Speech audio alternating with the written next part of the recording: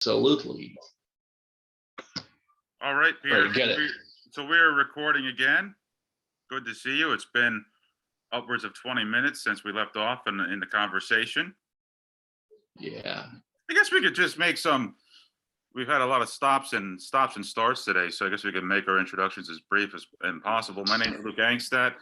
Our channel here, our YouTube channel, is titled "The Business of Esoteric Knowledge and Wisdom." I'm an author on Amazon, as is Peter.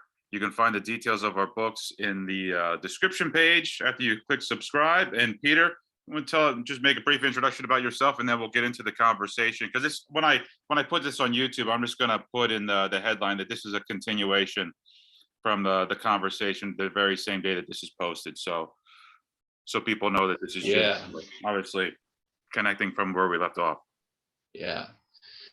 No, he's lying. He's Peter Roosevelt. No, I'm Peter Roosevelt. And I'm Luke This is Luke Angstadt. Yeah. I'm Luke Angstadt. He's lying. I'm lying. Yes.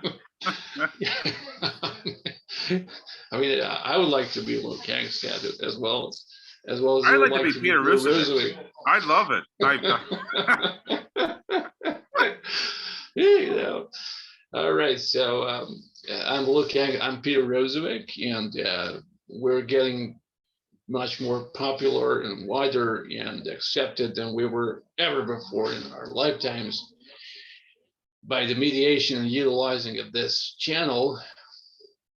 And I'm the co-host of this channel, and I'm the writer on Amazon, and my books are published and available, and their names are Nikola Tesla, Third Reich, and the Extraterrestrials, Culture, and the Mythologies of Techno World. And many of them are in the preparation process, and they are about to be available and uploaded soon. So go for them and go buy them, because we're not gonna quit until we make the first million of it, and then we're gonna expand it beyond, because the first million is just the first million. For those who were having any experience with millions, that's just the first million. Okay, so we want at least 2 commas in our bank accounts, right? Oh yeah, that's not our final goal. Yeah, we want at least three commas. Excuse me. Oh yeah, because we're as modest as Paracelsus was back in 14. That's right. You know the situation from the situation from the situation from Roman Polanski's movie The Ninth Gate from 1999, starring Johnny Depp and Frank Langella. The moment when Boris Balkan says to Dean Corso, meaning Johnny Depp, he said, "Do a good job and I'll double it." So that's the point with us. We just have to do a good job in our marketing, and we're going to double the zeros at the ends of our account. And we want people to know where we're coming from. I mean, the whole point of this conversation, I mean, we're having this ongoing conversation about hidden knowledge and wisdom from history. It's to liberate the human spirit. I mean, we believe that knowledge is power, and if people have a full reckoning of history, and it's not that we're going to cover everything in history, but there's so much, in particular with alchemy, and that relates to spiritual transformation, today in the year 2022, that, it's of the utmost importance that we have a comprehensive, detailed conversation on this to show people the possibilities of the spiritual transformation, the possibilities for obviously the eradication of illness, aging, and death. I mean, we are talking about immortality here, and it's a real thing. We're just not just some, fanciful pie in the sky dream here. We're giving case studies dating back to the 13th century that will prove, not just prove, but it's just an abundance of evidence to what Nikola Tesla discovered 100 years ago, and that is that free energy source from which we can derive anything. I mean, obviously the bodily vitality, the mental vitality, extending life for hundreds and hundreds of years. I mean, this isn't just fantasy. We are talking about We are talking about reality here. So again, the whole point of our show is to free the human spirit by sharing with them what's been, more often than not, intentionally suppressed from people by, by their governments and the church, unfortunately. So Oh yeah, the two major obstacles and mhm, the mhm, troublemakers who were trying to prevent the human animal from its genuine, true nature, from its animality. When I say that, that's the most honorable expression, to regain and to return the human animal its features and its natural characteristics of what it is, mhm. without exaggerating or the redundant unnecessarities. So and So the without losing, church, so without losing track of the purpose of our channel, I mean, we are looking at all these details from Nikola Tesla's life and details from the Middle Ages, not just because yeah, the details are fascinating in and of themselves, which they are, but it okay, has this story that we are telling over the course of hundreds of years has practical applications to our world yeah, today. It's gonna free the human race, and it ties in with artificial intelligence and the new world, that as our old world, as the old age is dying and we're moving into the new age here. yeah. It Okay, just give me ties into that. I five mean, these seconds, are, please. Just oh, give go me ahead. 5 seconds. I'm gonna pause it one moment here. Okay, so we're recording again. Got it. All right, Peter. All right.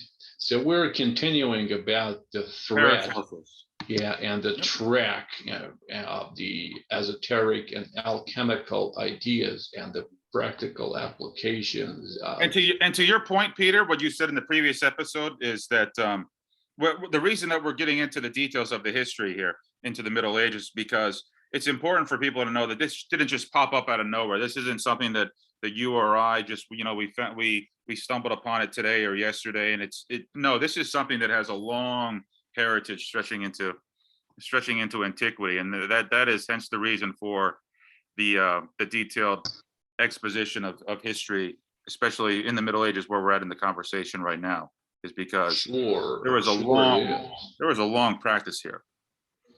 Yeah, because there are the unveiling revelatory ideas that are entering in a form of a receipt into the recipients. And as we've just stated previously, an idea goes through where the crack is at most opened and where the resilience momentum is least. So, and then we made a constitution and then the systematization of that knowledge, and we put it into the form of books, the scriptures or the ciphered material, and we call it the books. And some part of it is the official scholarship, something that we use, that we learn, that our children are learning in their schools, and some of them are the deeper heritage and deeper knowledge that you and I are talking about right here. Mhm. So the Paracelsus phenomenon, this is what we are getting to. Mhm. So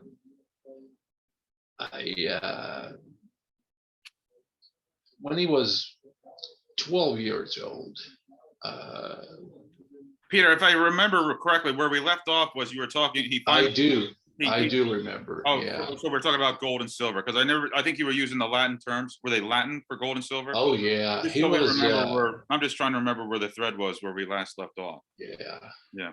yeah, he was using the researches of scriptures and books of Isaac the Dutch, Hmm. and in those books there were given the exact descriptions and describings of how to turn the basic elements, meaning the average ones, into gold and silver, sol et luna. So when he was 12 years old, uh, and always, as Freud said, that childhood is the father of an infant, of a child, or the childhood is a royal path towards understanding the complexity of the interior realm of somebody's psyche, or the child is the father to a man. Mhm. This is why we have to focus on his childhood and youth, because that's a formative period. That's a susceptible age. Mhm. You know, the psychologists claim, and I agree with it, that many things are done. The basic formation of a psyche is done until the age of 6 and 7, and the complete formation is done till the age of 17. But the point is that we grow constantly. We always form the new neural links, or the Neuralink, like the great alchemist Elon Musk is doing nowadays. So let's turn back to Paracelsus' childhood. When he was 12 years old, he has commenced a series of travelings that lingered and estimated for about 12 further years. So until his 24th year of life, he has visited numerous European countries, something that the vast majority of Americans is yearning for, including Russia, which many will be deprived of. So he came from a very wealthy family, then, is what you're saying. Sorry? He came from a very wealthy family.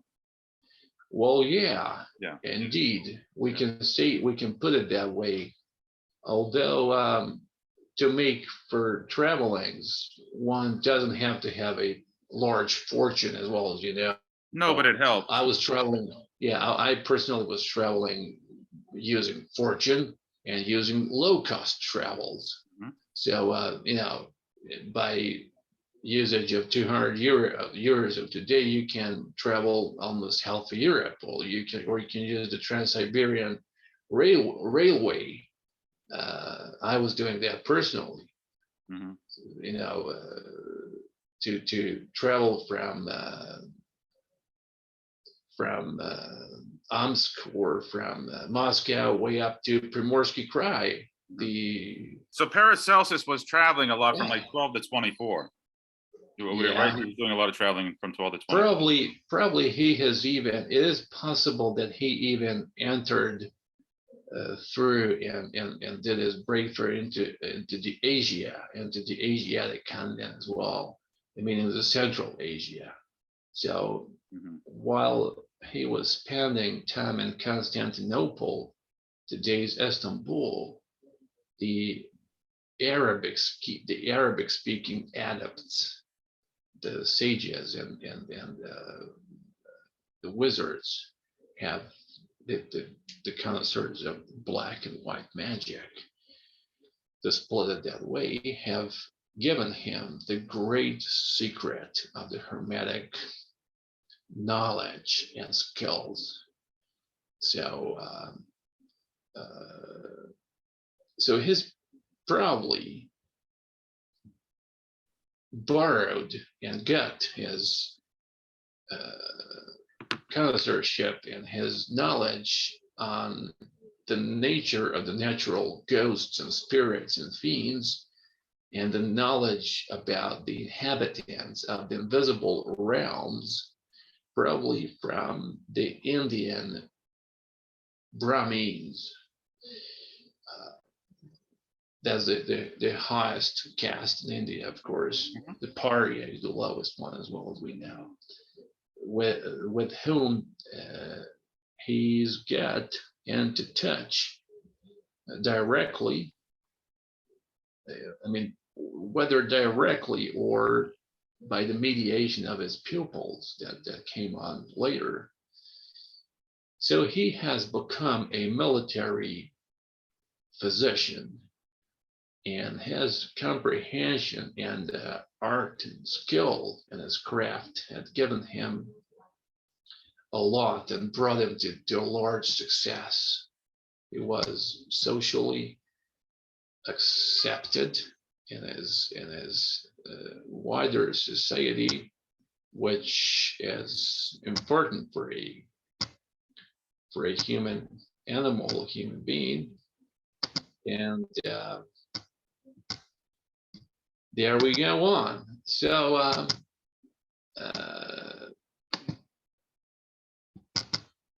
give me a second. Yeah. So after his returning to Germany, just to do the reminder that he was from Switzerland, but after his returning to Europe, to Germany, he has commenced his long-term wished and wanted reformation of the medical sciences and art and craft and techniques. So on every corner, on every step of his path, the malevolent individuals were opposing him and criticizing him mercilessly, relentlessly.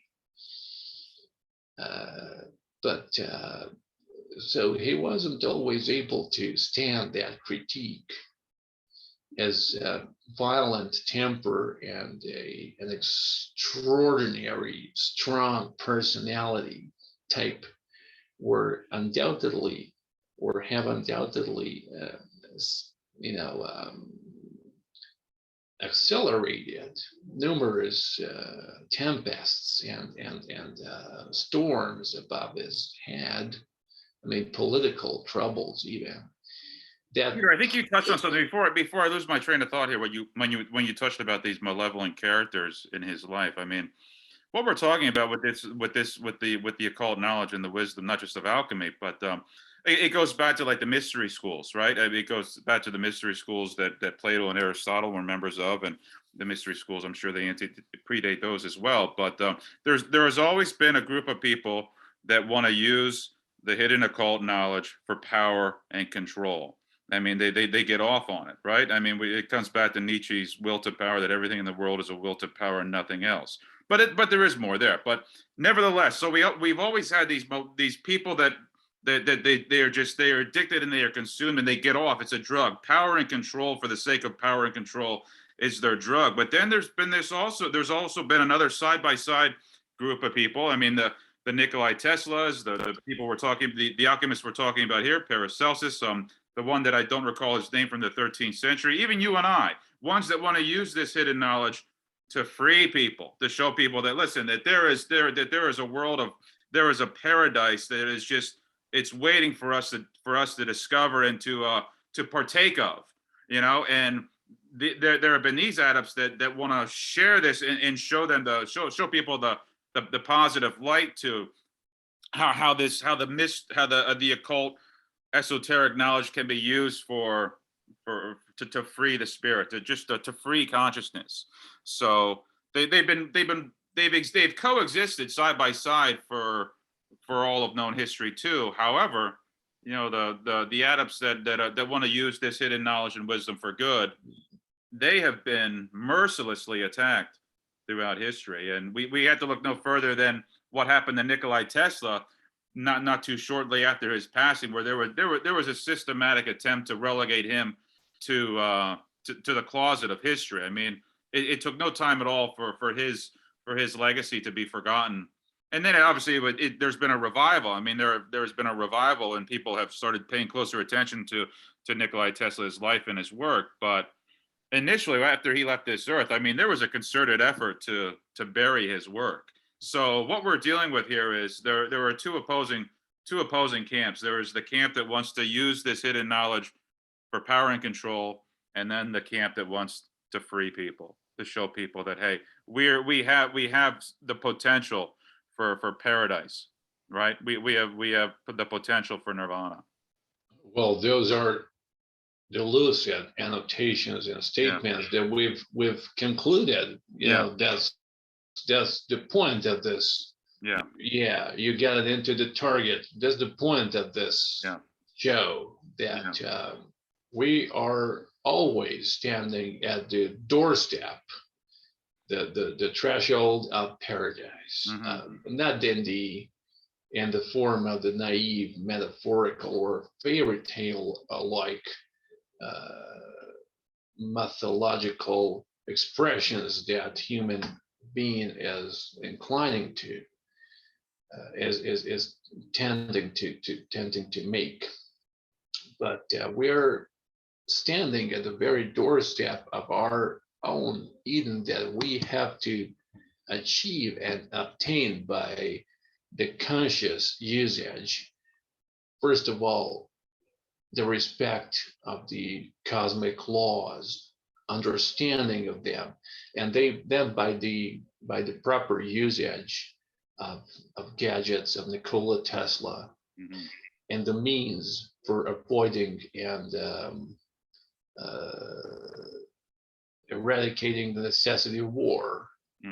So when we do that, and when we overcome the parasitic individuals that are called the government, and when we remove the church as the great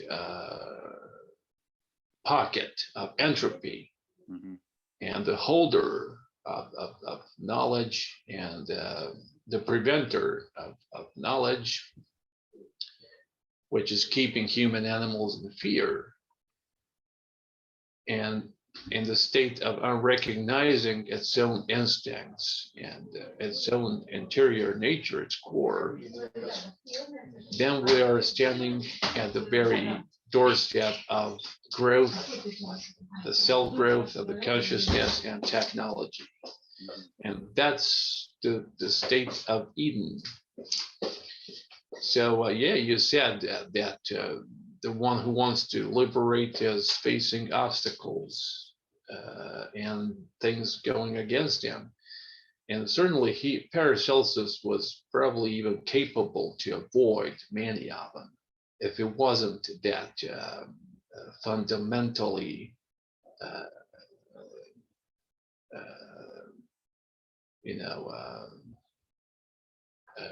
ill-tempered.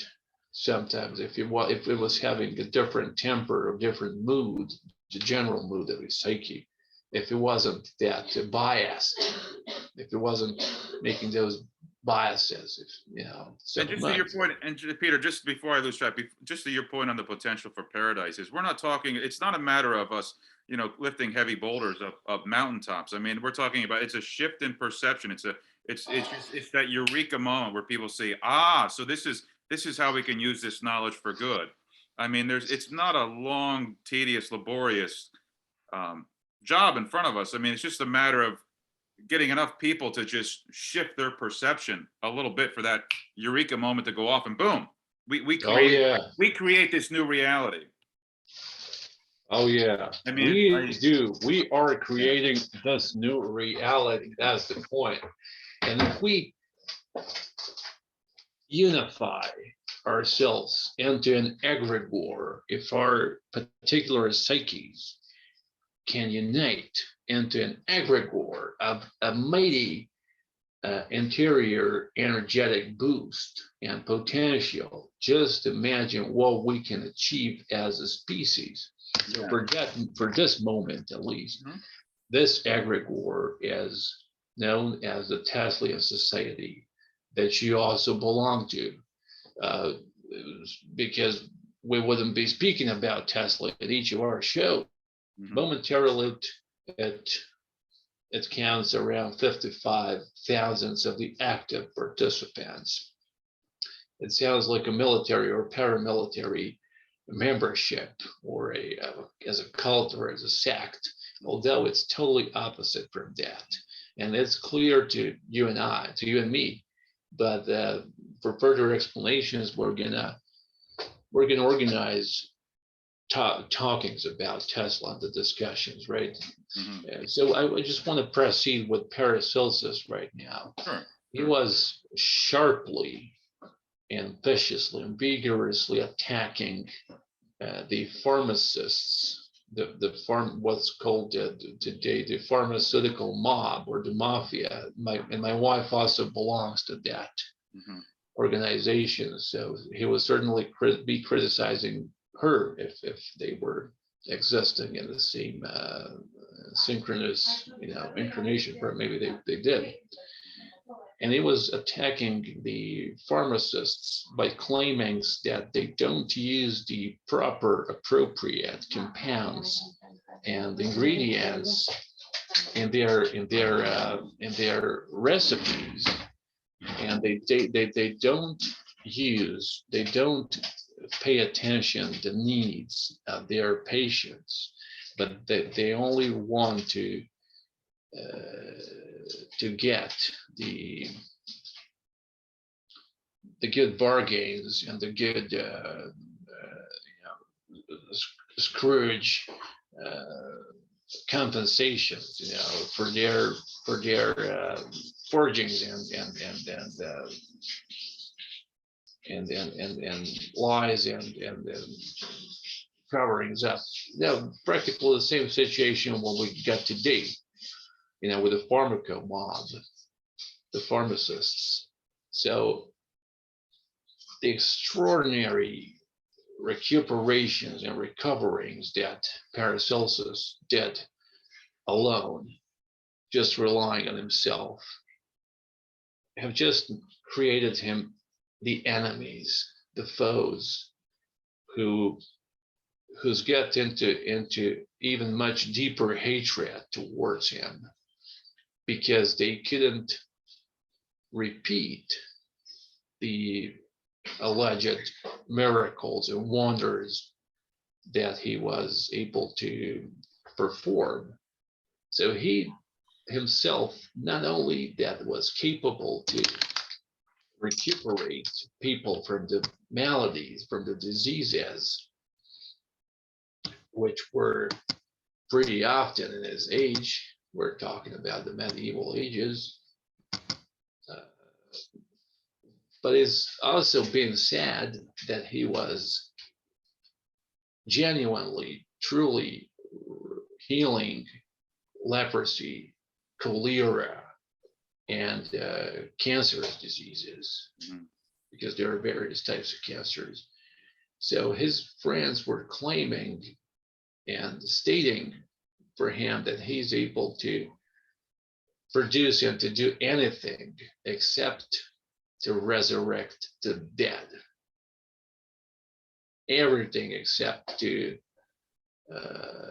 return the diseased ones into the biosystem, the corpse.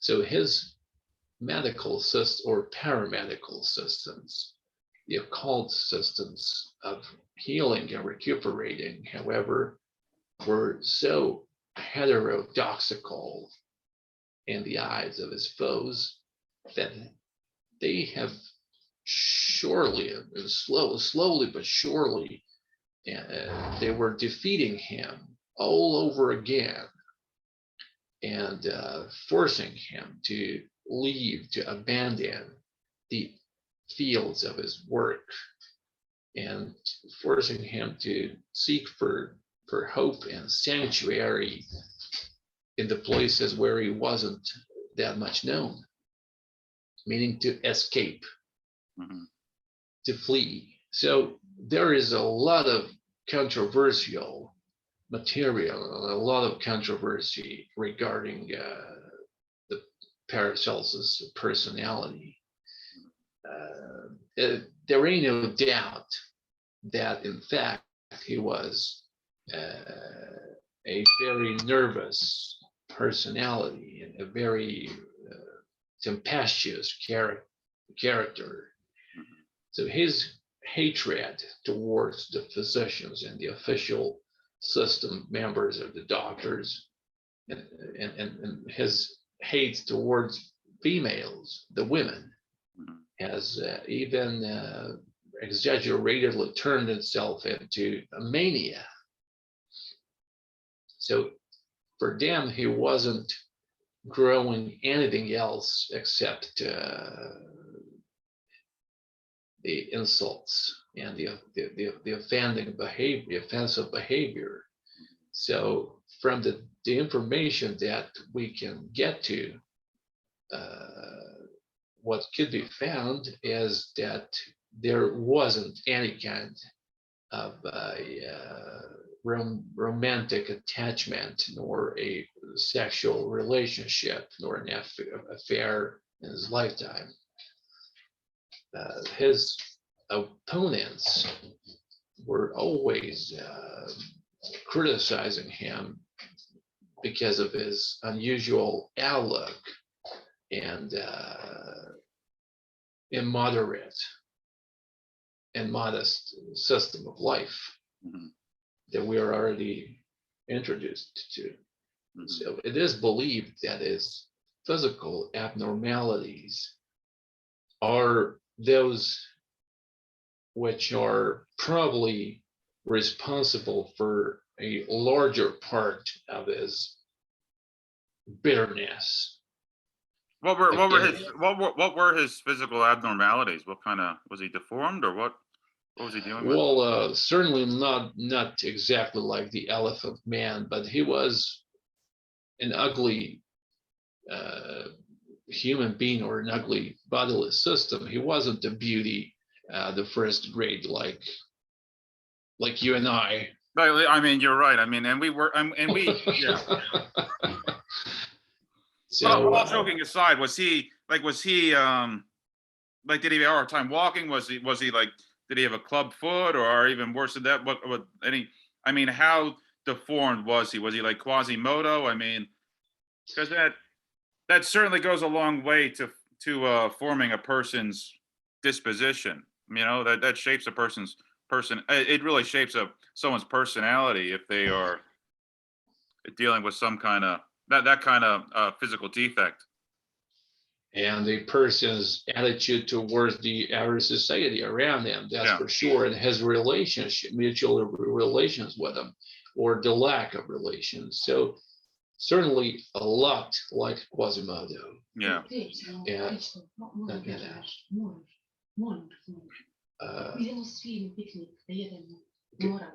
get up. No. He was an extremely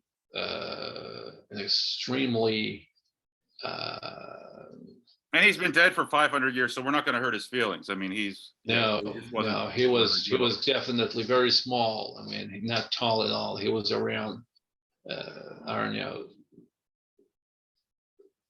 4.2 in feet, or 160 in European measurings. I don't know. It was very, very small, almost like a dwarf. Okay. Or a gnome, and therefore, it is believed that his physical abnormalities, as you know, are responsible for a large part of the severe embitterment that he was, because he was embittered by the society he was living in, and he was carrying that lack and a hunchback seal and illness throughout his entire intolerant and tempestuous, stormy life. So his very well known immoderate behavior has brought him even much more persecution and expurging from the society, because it was claimed that even during his at the University of Basel in Switzerland, he was rarely a sober one. But that being said, he was curing people of leprosy. He was curing people of cancer. I mean, right. Well, just like Edgar Allan Poe was attending the lectures at the university in Boston, and he was totally drunk over the lectures and exams, but he was almost always given the highest rank notes, or he I mean, was if some, I mean, we think of maintained. people that have like an infirmity or some profound physical deformity. I mean, that certainly serves as a great motivation to do this kind of work. You know, I mean, obviously looking for cures. I mean, looking to heal the body and the mind and the spirit. I mean, people that are ill, those are the people that it gives them a strong motivation to do this kind of work. In a form of a compensation, that's for Yeah. sure. Yeah, yeah, yeah. Because even the people with disabilities are motivated, as you said, to accomplish even more than the allegedly normal ones. Mm-hmm. So, and it's difficult to comprehend such an accuse, you know, that it was drunk completely and totally. Regarding the surprising and astonishing mental clarity that has always been ascribed to him, Mm-hmm. and immense quantum and quantity of an enormous measure of the scriptures and writings that he has made, just to notice that each of the three large tomes, the three large volumes of the Strasbourg edition of his die gesammelte Werke, the complete opus, the complete deeds, the collected volumes, contains several hundreds of pages. That's a fact. Mm-hmm. And it represents a monumental contradiction to the previous stories about his exaggerated consuming of alcohol. Mm-hmm. So there ain't no doubt that many of the vices that he was accused for were forged and made up by his enemies, who, after, because it wasn't enough to them that they have hired killers, the assassins, to murder him. I was just going to say before you got into that. I mean, what better way to attack somebody's accomplishments but character assassination, right? I mean, it's if you want to That's discredit true. To somebody, attack their organize, character. Yeah, I mean, that's the just murder of a person. Yeah. But instead, they were 1 minute, Peter. Just so we know, 1 minute on this call. They were trying to blacken, to deny every kind of a memory of him. Mm-hmm. After they, from vengefulness and revenge, have seized his life. Yeah. They cut off his life. So that's the point where we have to go and continue. Yes, yeah. So we're less than a minute here, so we'll have to pick up this. We'll pick it up with Johnny B at 1 o'clock. Yeah, we're gonna have Johnny B at 1 o'clock your time, and 7 p.m. your your time. and 7 p.m. our time. Yes, yes. So I will see you then. Yeah, send him. Yes, see you then. I will send in the email too. Yeah, he'll definitely get the email. Okay, I'm so excited for this, for the upcoming show. All right, I'll see you later. Okay, bye, my friend. See you then. See ya.